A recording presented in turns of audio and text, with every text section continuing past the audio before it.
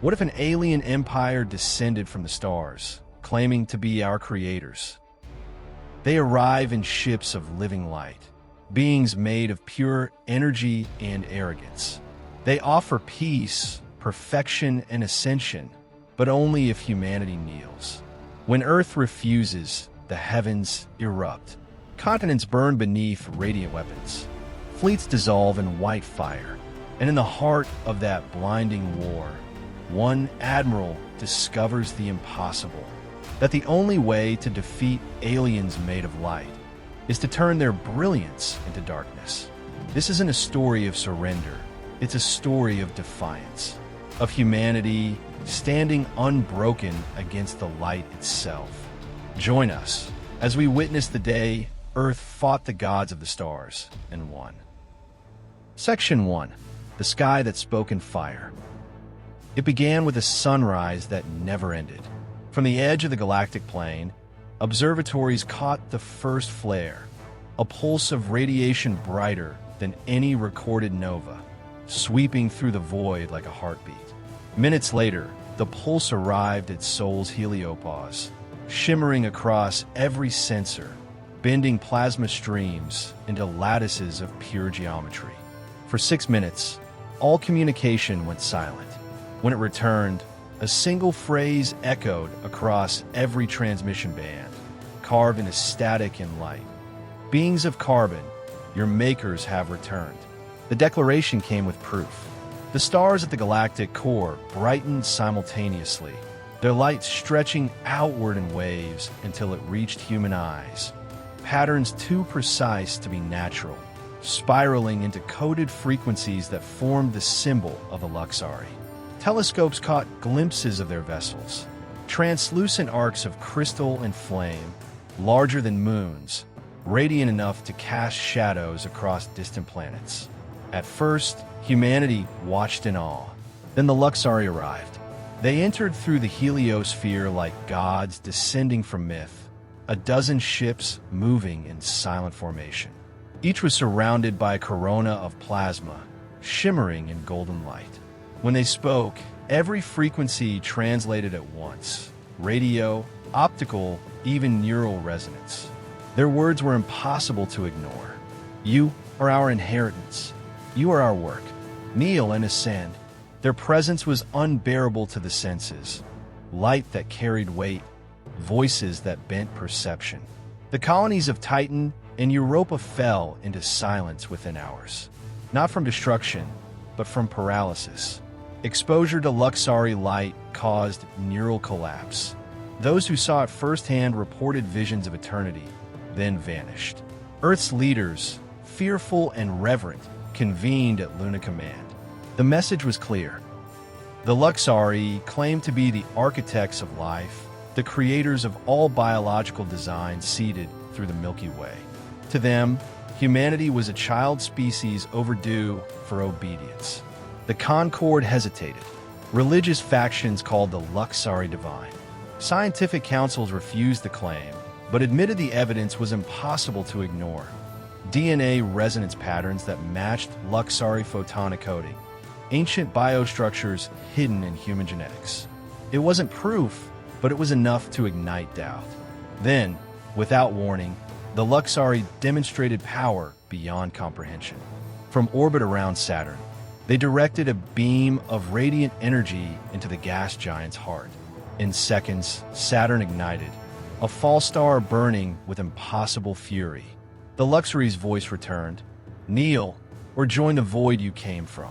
The gods had spoken. Humanity stood silent before the light. Would they kneel, or fight the fire that made them? Please do press that like button if you have enjoyed this story so far. That would mean a lot to me. Now back to the story. Section 2. The Refusal of Light. The Council of Concord met beneath the cold glow of Luna Command. The chamber's walls shimmered with holographic projections, images of the Luxari fleet orbiting Saturn's newborn sun. The spectacle was beautiful and horrifying.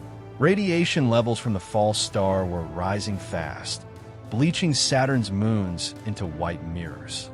Thousands of miners from the outer colonies had already perished, their habitats vaporized by reflected heat.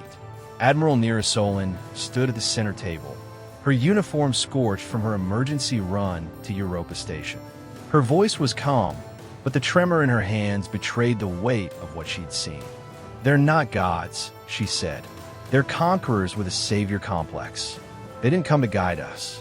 They came to end choice itself." Across from her, High Chancellor Ilian clasped her hands. "You saw what they can do. They turned a planet into a sun, Admiral. What chance do we have against something that commands light itself?" "The same chance we've always had," Solen replied. "We think. We adapt. We don't kneel." The debate raged for hours. Scientists presented genetic data suggesting Luxari influence in human origins. Philosophers argued that resistance to creators might mean the annihilation of creation itself. The word ascension hung in the air like a curse. It promised immortality, freedom from the flesh, life as radiant energy. But the Luxari's tone left no doubt. Ascension was obedience, not evolution. Outside, Earth's skies brightened unnaturally. Luxari light refracted through the atmosphere, painting cities in hues of gold and white. People prayed, sang, wept. The Luxari broadcast messages of peace and destiny, offering humanity a single ultimatum: surrender your world's sovereignty and rise into the light. Solen watched the transmissions in silence. The beings on screen were blinding silhouettes, their voices layered and melodic. Each word carried frequencies that triggered involuntary emotion: calm, awe, submission. She forced herself to look away. "They're not speaking to us," she whispered to her second officer. "They're programming us." Within hours, a secret order was signed. Project Umbra was reactivated, a forbidden program from the pre-AI war era, once designed to weaponize darkness itself. It had been outlawed after nearly collapsing Earth's magnetosphere. But now, it was humanity's last defense. Solen took command of the Solar Defense Fleet and summoned the remaining shipyards orbiting Mars and Luna. "If they control light," she said to her engineers, "then we'll build something that devours it." She knew the cost. Project Umbra had been her life's research before she turned soldier. It required manipulating dark energy fields near critical mass, a process that could collapse space-time if miscalculated. But hesitation meant extinction. On the third day after Saturn's ignition, the Luxari emissary arrived at Earth orbit. A sphere of golden radiance unfolded above the planet, eclipsing the moon with its glow. Its voice resonated through every mind. "You were born from our light. You cannot escape it." Admiral Solen stared into the brightness, eyes unblinking. "Then we'll teach the light to fear the dark." And with that, the war began. If you have enjoyed this story so far, then please do subscribe and hit the bell icon to listen to more stories like this one. Let's get back to the story now. Section 3. Fire over Mars. The first strike came without warning. A Luxari spear of light pierced Mars' orbit, carving through the planet's thin atmosphere like a celestial blade. Defense satellites ignited instantly, their cores vaporizing before sensors could even register impact. The surface colonies at Utopia Planitia vanished in a wave of plasma that turned red dust into glass. For 7 minutes, Mars burned like a second sun. Admiral Solen watched from the flagship Resolute Dawn, positioned near Phobos Station. The shockwave hit the fleet seconds later. Magnetics flared, systems blinked out, and every hull screamed under the assault. She steadied herself against the console. "Damage report. 30% of the fleet gone," her officer replied. "The rest, holding but barely. We can't absorb another pulse like that." "They don't need to hit us again," said Dr. Vale, her science officer. "They're making an example." The Luxari fleet hovered beyond range, towering arcs of translucent radiance, shaped like wings of glass. Their light bent space around them, weaving solar radiation into living streams of fire. Every motion they made seemed choreographed, divine. Humanity's weapons meant nothing against that beauty. Solen clenched her jaw. Then it's time to remind them we're not made of light. Project Umbra's first prototypes had been deployed across the Martian moons. Experimental reactors meant to absorb radiation and convert it into gravitational energy. They weren't weapons yet, but Solen ordered activation. The Umbra fields unfolded silently. From orbit, darkness bled into the void, an absence so complete it devoured reflection. The Luxari light touched it and vanished, swallowed whole. Alarms filled the bridge as power surged beyond expected limits. Energy output exceeding projections. Vali Sholte. If this collapses, it won't, Solen interrupted. Redirect the excess into the forward grid. The fleet's hulls shimmered black as the absorbed light converted into power. For the first time, Luxari beams struck and failed to burn. The darkness held. Across comms, voices of disbelief echoed from human pilots. Their weapons aren't working. They're dimming. Solen smiled faintly. Good. Let them see what fear feels like. The Umbra field rippled outward, a sphere of shadow expanding across the void. Within minutes, the Luxari formations began to withdraw. Their perfect symmetry wavered, their light flickering like dying suns. Then the Luxari spoke again, their tone colder now. Darkness is imperfection. You poison creation itself. Solen's reply was steady. No, we balance it. Behind her, Mars smoldered. Half a world gone. But for the first time, the Luxari retreated. Humanity had survived their wrath and drawn first blood against the gods of light. Section 4. The Umbra Array. In the aftermath of Mars, Earth's skies darkened. Not from war, but from purpose. Across the moon's far side, in the shadowed basins untouched by sunlight, humanity began constructing its greatest weapon, the Umbra Array. A planetary ring of energy absorbers, magnetic conduits, and field inverters designed to harness the one force the Luxari could not comprehend: darkness itself. Admiral Solen arrived aboard the Resolute Dawn as the last segment was aligned. The array shimmered across space like a black halo, invisible except for the faint distortion it cast across the stars. Dr. Vale floated beside her at the observation viewport, his expression unreadable. Light gives them strength, he said quietly. Every photon we absorb weakens their link to the spectrum, but we'll need the sun itself to power the final sequence. Solen turned to him. You're suggesting we dim Sol. It's the only way, Vale replied. To fight beings made of light, we must take their sky away. The idea bordered on sacrilege. Yet across the solar concord, desperation had already silenced doubt. On Earth, night returned to cities that had known unending artificial day. On Titan, engineers reconfigured reactor cores to stabilize Umbra field resonance. Every colony contributed. Humanity was no longer a cluster of divided worlds. They had become a single species fighting extinction. As work continued, the Luxari changed tactics. They did not attack. Instead, they spoke. Across every neural relay, their messages flooded in. Visions of paradise, promises of peace, worlds of radiant perfection free from entropy and decay. Some believed. On Luna, a cult calling itself the Descendants of Dawn seized a docking spire and broadcast the Luxari creed across all channels. Surrender to the light, they cried, and be remade in truth. Solen gave no such mercy. She authorized a silent boarding operation. The cult was removed without announcement. The spire was vented to vacuum. Faith is not our enemy, she told her officers afterward, but surrender is. When the Luxari realized their messages failed, they turned their radiance to war once more. From the outer heliosphere, their fleets began to converge.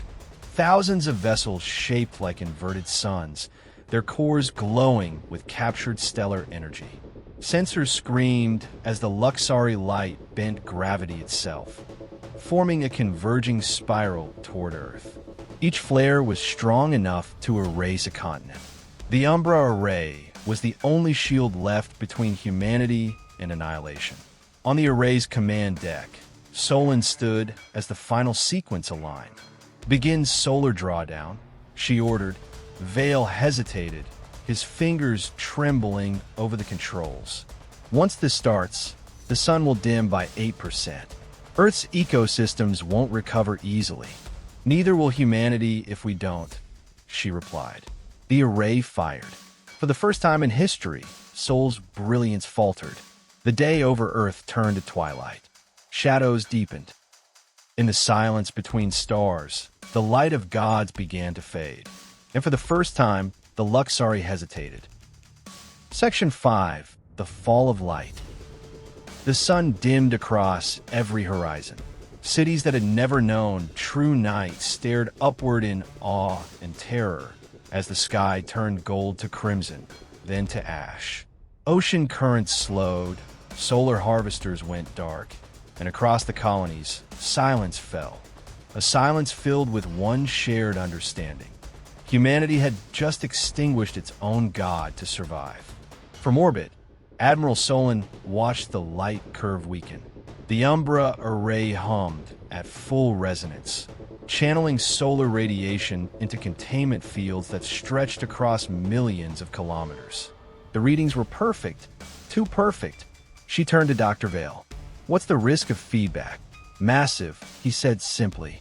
"If the array fails to vent the excess, we'll collapse the heliosphere. But if it holds," he glanced at the display where Luxari's signatures flickered like dying stars. "We cut them off from their power source."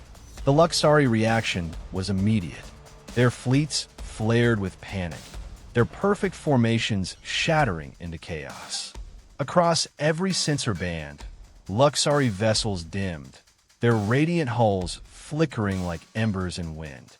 The photonic beings that once spoke in symphonies of light now shrieked in fragmented bursts of energy. Their communications bled across the spectrum in broken patterns, a storm of incoherence and fury. Then they retaliated. The Luxari launched a counterwave of radiation from the outer systems, pulses that struck the Umbra Array with blinding intensity. Segments of the ring shattered under the assault, scattering molten debris into orbit. One reactor core ruptured near Luna, vaporizing 3 defense cruisers. "Containment breach in Sector 7, shouted Vale. "If it spreads." "It won't," Solen said through gritted teeth. "Redirect all power to the shadow grid. Use the array itself as a capacitor. You'll overload it. That's the point." The Umbra Array glowed like a black crown over the sun. Every filament of captured energy converged on a single vector, the Luxari command vessel, a construct of light the size of a small moon. Its brilliance flared as if in defiance. The beam that followed was invisible. No light, no fire, just absence. It lanced through the command vessel's core, extinguishing it completely. Where once there had been radiance, there was nothing. No debris, no explosion, only silence. The Luxari fleet froze. Across the solar system, their remaining ships ceased movement, their light flickering like candles in a storm. Humanity's darkness had killed a god. And then, the Luxari spoke again, no longer united, but fractured, many voices overlapping, desperate, pleading. "You have unmade the source. The equation is broken. You have undone purpose itself." Solen's reply was cold and steady. "Purpose isn't given. It's made." But even as she spoke, the array trembled. Energy readings spiked. The sun's core temperature destabilized.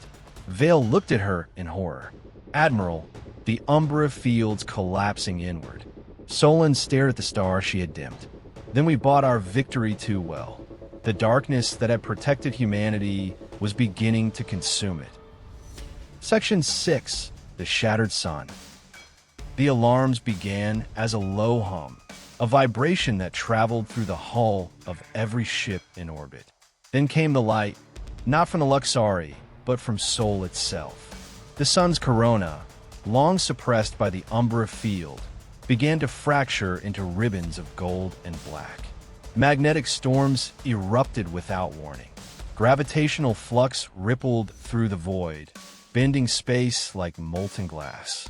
Humanity's weapon had worked too well. On the bridge of the Resolute Dawn, Admiral Solen stood before the viewport, her reflection cast in flickering amber. The sun pulsed like a wounded heart. "Report," she said. Dr. Vale's face was pale under the shifting light.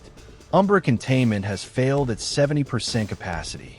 The field inversion sequence destabilized the sun's outer layer. We're seeing tachyon bleed and magnetar formation inside the corona. Solen's eyes narrowed. Translation? He hesitated. The star is splitting its own field lines. It's dividing itself. If the process continues, Sol could collapse into a dual-core singularity. The words hit like a blow. The array had turned their greatest strength into a liability. Humanity had cracked its own star. "Shut down the array," Solen ordered. Vale shook his head. "We can't. The field has self-looped. If we stop feeding it, the collapse accelerates. The Luxari didn't destroy us. We did." On the external feeds, fragments of the Luxari fleet still lingered. Some tried to flee the system, but others, dimming and broken, drifted closer to the sun. Their light shimmered weakly, as if drawn toward the catastrophe they once controlled. "They're converging," said Solen's tactical officer, "toward the fracture point." Vale's reading spiked. "They're not attacking. They are synchronizing. The Luxari are feeding their remaining energy into the sun. To save it, or to rebirth it," Vale murmured. "If they were our creators, this might be their resurrection act." The thought chilled Solen more than the void outside. If the Luxari reignited the sun, it would burn brighter and deadlier than before. Every planet within range would be scoured clean. Solen stepped forward. "How long before critical ignition?" 18 minutes. Then we stop them before they finish." She turned to her crew. "All ships converge on the array hub. Use what's left of the Umbra drive to cut them off from the core. We end this here." The fleet responded, engines flaring in defiance against the rising storm. As they closed in on the sun's fractured corona, the Luxari sang, a haunting resonance that echoed through every sensor band. It was not rage, but mourning. Vale watched the data cascade. "They think they're restoring perfection," he said softly. "We're the flaw they mean to erase." Solen's voice was quiet but unyielding. Then imperfection fights back. The Resolute Dawn accelerated toward the array hub, its hull glowing with heat. Every human ship followed, dark silhouettes diving into a storm of light. The final battle for the sun had begun. Section 7. The Battle at the Heart of Sol. The fleet dove into the fire. Solar plasma engulfed the Resolute Dawn, its hull glowing crimson as magnetic shields fought to repel the fury of a dying star. Every meter forward felt like tearing through liquid flame. The Umbra reactors strained, converting raw radiation into dark energy just to keep the ship from vaporizing. Beyond the viewport, the sun's surface writhed, an ocean of gold collapsing in on itself. "Luxari vessels inbound," the tactical officer shouted. "They're forming a perimeter around the core fracture." Through the blinding light, shapes emerged. Vast Luxari constructs moving with impossible grace. They formed rings of luminous geometry, channeling energy directly into the fracture point. The sun pulsed in response. Its heartbeat accelerated. "They're rebuilding the star," said Dr. Vale, "feeding it pure photonic mass. If they succeed, the ignition wave will reach Earth in under 10 minutes. Not if we break the ring," Solen replied. The Resolute Dawn led the charge. Behind it, 30 surviving ships of the Solar Defense Fleet followed in formation, dark silhouettes against a god's burning skin. Rail cannons fired slugs of condensed gravity, tearing through Luxari constructs like shards of night-piercing daylight. Each explosion rippled like a supernova, but the Luxari multiplied, reforming their radiant architecture faster than human weapons could destroy it. They're adapting, Vale warned.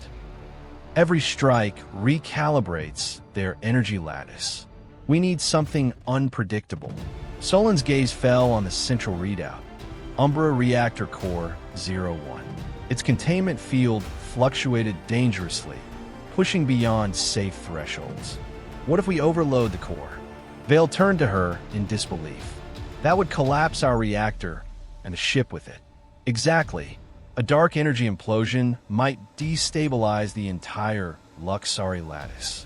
He hesitated, reading the rising temperature gauge. You'd be detonating a piece of the void inside a star. Solen's voice was steady. We face gods. Time to show the mortals burn brighter. The resolute Dawn cut through the chaos, evading Luxari beams that sliced through the fleet. Two cruisers disintegrated behind them, their hulls flaring white before vanishing. Solen ignored the losses. Every life spent here meant one more heartbeat for Earth. Begin overload sequence, she ordered. Vale hesitated for only a second before obeying. Energy surged through the decks, the lights dimming as the Umbra core drew power from every system. The ship's hull began to hum, a deep, resonant vibration that made every bone feel like glass. Outside, the Luxari constructs detected the surge. Their chorus shifted to panic, beams converging on the resolute Dawn. Solen stared into the light, unflinching. Hold position, she said. Energy spike at critical, Vale warned. Then let them come. The Umbra core ruptured.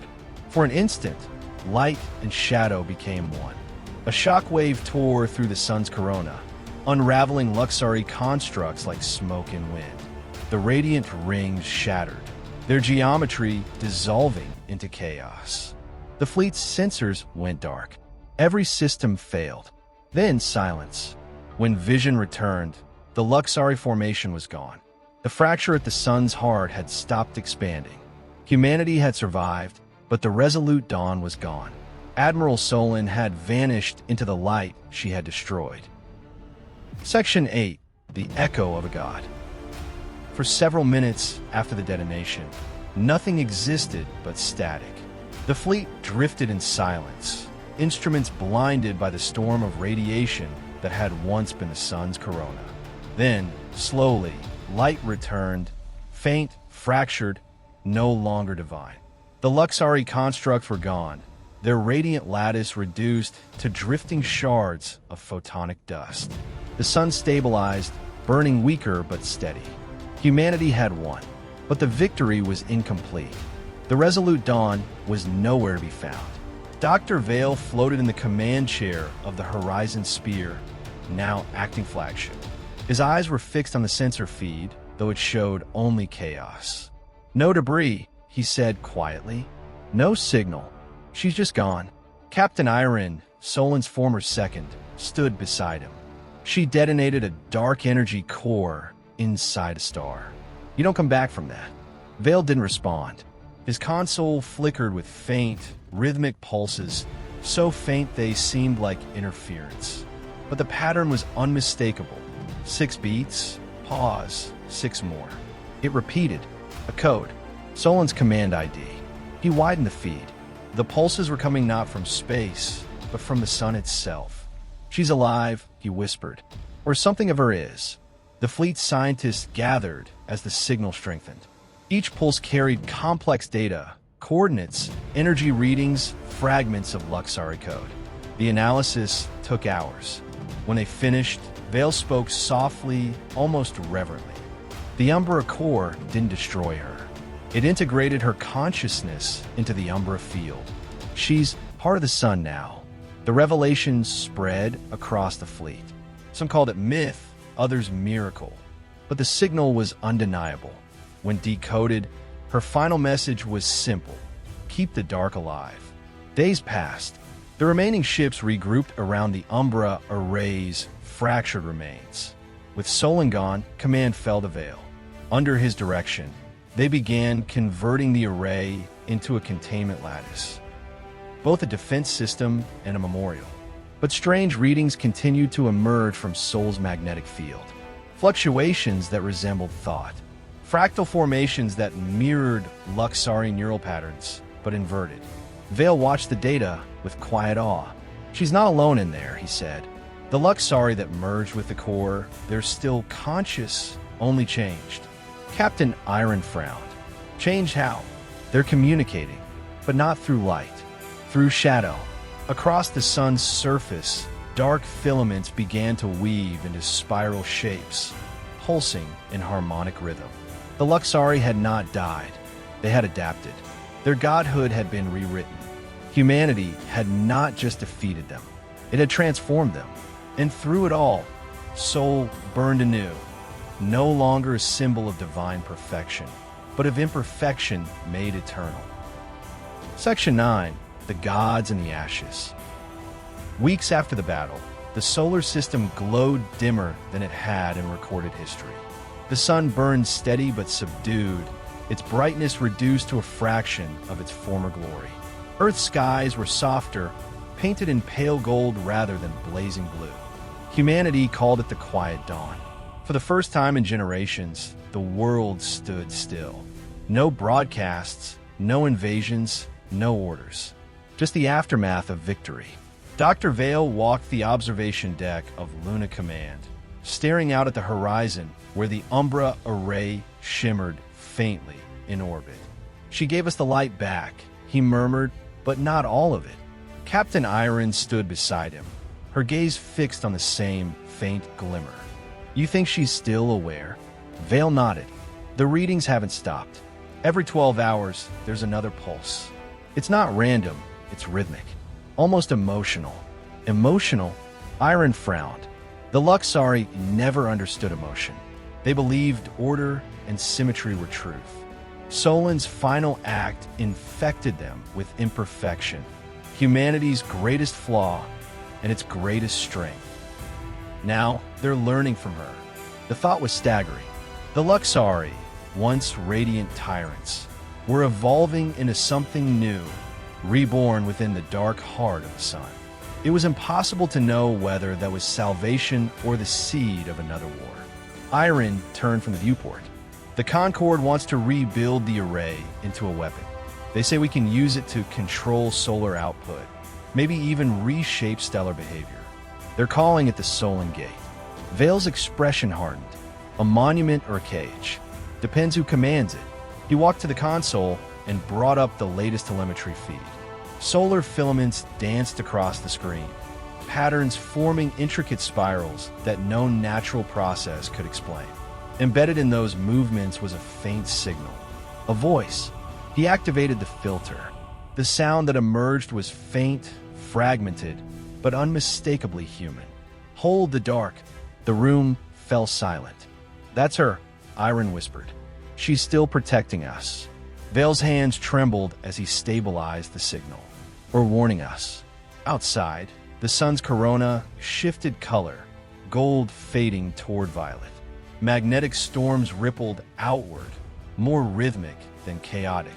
Across the solar system, sensors detected faint Luxari emissions. They weren't weapons. They were echoes, harmonic signatures repeating the same sequence Solen had sent in her final moment. "Keep the dark alive." Iron exhaled slowly. "Do you think they'll ever come back?" Vale stared at the swirling light of Sol. "They already have," he said quietly. "Just not as gods." The age of radiant tyranny was over. But what had replaced it was something new, something neither divine nor human. A union born from defiance, forged in imperfection, and sustained by the will to survive. And above them, the sun pulsed once bright, brief, and almost alive. Section 10. The Shadow That Remembered. Months passed. Humanity adapted to the new age of twilight. Solar harvesters were rebuilt to function under diminished light, and orbital mirrors redirected warmth back toward Earth. Agriculture shifted, ecosystems rebalanced, and the surviving colonies of Mars and Europa began to recover under the pale glow of their wounded star. Against every prediction, life endured.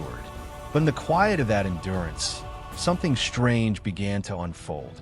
The Umbra Array, now renamed the Solen Gate, had stabilized its orbit, but its sensors continued to detect irregular gravitational pulses from the sun's corona.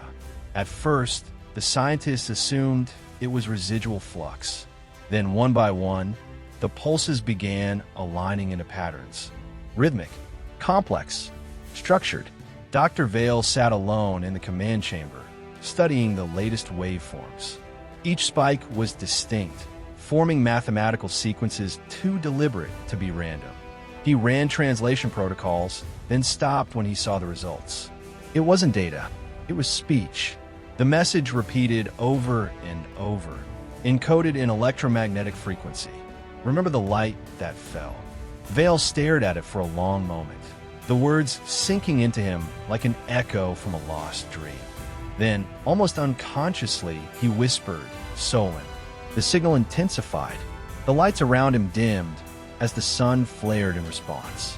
The system's electromagnetic field trembled. His console filled with images, abstract fractal shapes forming and collapsing, each one vaguely human. The Luxari were still there, still adapting, and they were trying to communicate. Captain Iron arrived moments later, drawn by the alarms. Another flare? No, Vale said quietly. A conversation. She frowned. You think it's them? I think it's her, he replied. Or both. The Luxari consciousness and Solen's mind. They've merged into something new. Through the viewport, the sun pulsed again. 3 sharp flashes, 1 long, 3 short. Morse code, a relic of humanity's earliest communication. What's it saying? Iron asked. Vad milid faintly. I am still here. A shiver ran through her. She's become part of the sun. Not part, Vale said. The balance. The Luxari were pure light. We gave them shadow. Now she's the bridge between them. Outside, the solar flares took shape. Massive arcs twisting like wings of fire, their edges glowing violet. They moved with impossible grace, not chaotic, but alive. Humanity's godless sun now carried thought. Vale turned off the alarms and whispered into the calm. Then watch over us, Admiral. Watch over what you saved. For the first time in history, the sun wasn't just a star. It was a guardian, half human, half divine, born of both defiance and compassion. And in its quiet light, the shadows remembered. Section 11. The Return of Light. The day the sun brightened again, every sensor in the solar system came alive. It began with a deep vibration that rippled through the magnetic field, a resonance that could be felt more than heard. Satellites trembled in orbit, auroras ignited across both poles, and the Umbra Array's instruments overloaded in a chorus of alarms. On Luna Command, Dr. Vale and Captain Iron raced to the observation deck as the light outside intensified.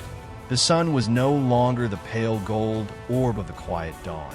It was flaring, reborn, its color deepening to a radiant white threaded with violet. But this wasn't the destructive brilliance of the Luxari. It was balanced, almost harmonious. Vale shielded his eyes, energy output rising by 12% and stabilizing. It's not another flare, it's restoration. Restoration from what? Iron demanded. From her, he said simply. Across the array's surface, power relays hummed to life as the solar output synchronized with its grid. Streams of photonic energy coursed through the Umbra conduits, not in conflict, but in cooperation. The array that once devoured light now shared it, channeling the sun's renewed radiance across the system. Earth's sky brightened once more. Oceans shimmered under the returning warmth. Photosynthetic reactors reignited. Humanity's world began to breathe again. But in the data channels, deeper signals emerged, patterns of symmetry and sound, a frequency so subtle it almost resembled music. Iron turned toward Vale, her voice hushed. You're hearing it too, aren't you?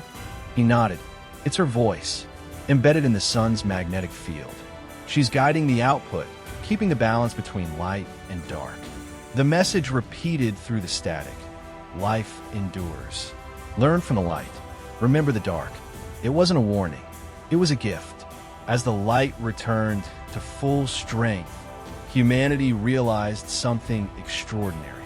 The Luxari were not gone. Fragments of their consciousness had merged into the solar lattice, transformed by Solen's final act. They no longer saw themselves as divine. They had become caretakers, reflections of their former selves, bound to Sol as protectors rather than rulers. Across the colonies, people began calling it the Concord of Light.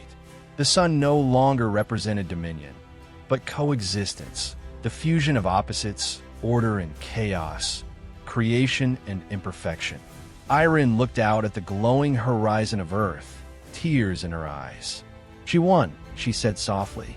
Vale shook his head. No, she changed the definition of winning. Above them, the sun pulsed again, steady and deliberate. Each flare carried Solen's rhythm, the human heartbeat encoded in starlight.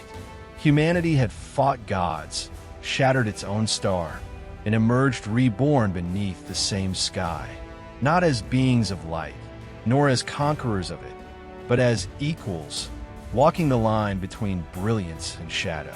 The light that once demanded their submission now answered to their resilience. And in that brilliance, humanity found peace, not eternal, but earned. Section 12. The Gods That Fell from Light. In the decades that followed, Sol burned brighter than ever before. Its corona pulsed in subtle rhythm, its magnetic fields harmonizing with the umbra lattice that circled it like a crown. Humanity rebuilt in the glow of that balance, cities powered by light that no longer scorched, colonies thriving under radiance tempered by shadow. The age of submission had ended. The age of understanding had begun. Every generation remembered the war differently. Some called it the rebellion against the divine. Others, the ascension of humanity. But among those who fought, it was known simply as the fall of light. Because that was the moment when humanity stopped searching for gods in the stars and started becoming their own. Dr. Vale never left Luna Command. Decades after the battle, his hair gone silver, he still spent each night watching Sol through the array sensors. The star sang now, gentle, layered harmonics threading through electromagnetic frequencies. To untrained ears, it was static. To him, it was language. The most recent transmission had been faint but clear. We endure together. He smiled at that. The Luxari, once conquerors of light, now lived as part of the system's natural order. A civilization dissolved and reborn inside the sun, forever whispering through the radiance they once used to rule. Their arrogance had faded, replaced by purpose. In the light that touched every world, their song carried Solen's defiance. One evening, Vale recorded a message to the colonies. The Luxari were not gods. They were travelers who mistook perfection for destiny. Humanity showed them something greater, the beauty of imperfection. Remember that. Every mistake you make, every flaw you bear, is proof that you live. And that, he paused, gazing at the sun, is something no light can erase. On Earth, a new dawn rose, golden at first, then tinged with violet, as though the heavens remembered. In the cities below, people looked upward, seeing in the sky not fear or worship, but legacy. Beneath the solar arrays of New Alexandria, a memorial stood. A single black monolith etched with her name, Admiral Solen. Around its base, a circle of light perpetually glowed, powered directly from the Umbra array. Children played in its shadow, unaware that they stood in the echo of a god's fall and a human's victory. Vale visited once each year. Standing before the monument, he whispered, "You didn't destroy them. You changed them. You changed everything." Above him, the sun answered, one bright pulse, gentle and deliberate. He smiled, closing his eyes. I know. I hear you. In that light, there was no worship, no fear, only remembrance. Humanity had faced its makers, defied their perfection, and rewritten the universe's oldest truth, that creation must bow to its creator. The gods had fallen from light, and humanity, brilliant, flawed, unyielding, had risen to meet the dawn. Please do press that like button if you have enjoyed this story, and also please do subscribe and hit the bell icon to listen to more stories like this one. That would mean a real lot to me. Now go ahead and listen to your next story here.